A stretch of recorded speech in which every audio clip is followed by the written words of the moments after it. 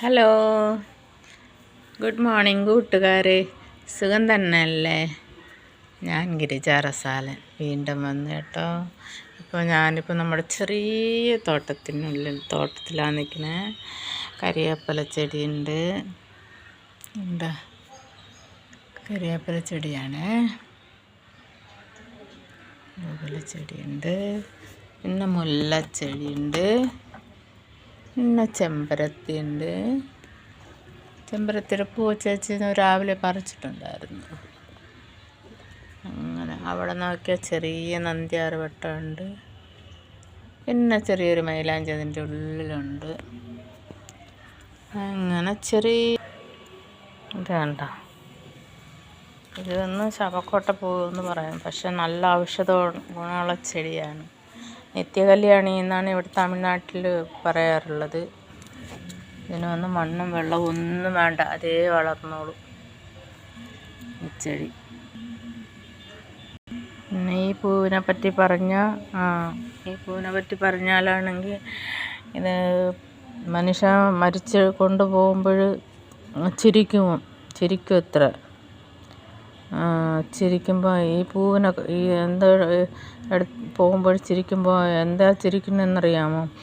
ഞാനിവിടെ നിൽക്കണമെങ്കിൽ എന്നെ ആരും ശ്രദ്ധിച്ചില്ല, എൻ്റെ പൂ നല്ല ഔഷധ ഗുണമുള്ളതാണ്, എന്നെ ഒരു നിമിഷം ഇത് ഉപയോഗിച്ചാൽ ഇപ്പോൾ ഇതിന് ഗതി വരൂലല്ലോ എന്ന് പറഞ്ഞുകൊണ്ട് ചിരിക്കും അത്ര. എന്ന് പറഞ്ഞാൽ എൻ്റെ പൂവാണെങ്കിൽ നല്ല ഔഷധ ഗുണമുള്ളത്. വെള്ളം തിളപ്പിച്ച് കുടിച്ചാൽ എല്ലാ അസുഖവും മാറും എന്നാണ് പറയുന്നത്. എങ്ങനെയാണെന്നോ എനിക്കറിയത്തില്ല, അങ്ങനെ പറയുന്നുണ്ട്. പിന്നെ ശംഖുപുഷ്പമാണ്. പൂവുണ്ടായിരുന്ന പൂവ് ചേച്ചി രാവിലെ പറിച്ച് സ്വാമിക്കൊക്കെ വെച്ച്. ഇതും ഔഷധമുള്ള ചെടിയാണ്. പിന്നെ ഇത് വന്ന് ഒരു പേര് പറയും കേട്ടോ, എനിക്കറിയത്തില്ല എന്തൊരു പേരെന്ന്.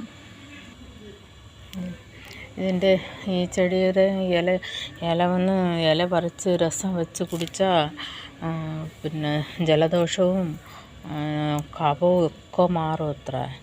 അങ്ങനെ നല്ല ഒരു ഔഷധ ഗുണമുള്ള ചെടിയാണിത്, ഈ ചെടി. ഇതിൻ്റെ കായൊക്കെ എടുക്കത്തില്ല, ഇല മാത്രമേ എടുക്കത്തുള്ളൂ. പിന്നെ ഇതാണെങ്കിൽ എന്തൊരു കുപ്പമേനി ഇല എന്ന് പറയുക.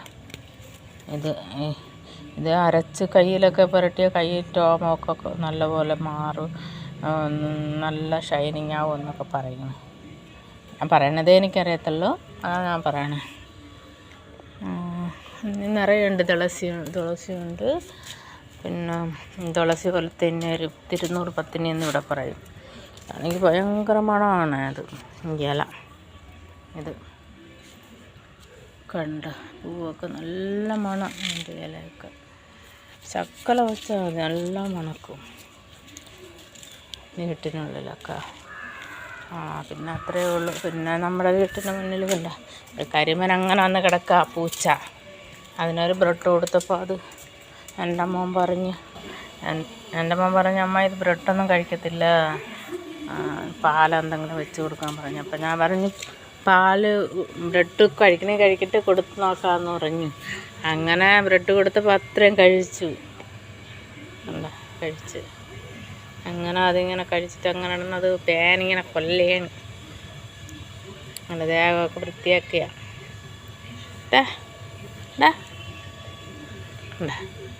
നല്ല മണമുള്ള ചെടി. എന്ത് പറ്റിയടാ? പുണ്ണാണെന്ന് തോന്നുന്നു. എൻ്റെ വീട് എവിടെ?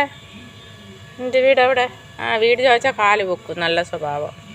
ശരി, ഓക്കെ, ബൈ, സീ യു.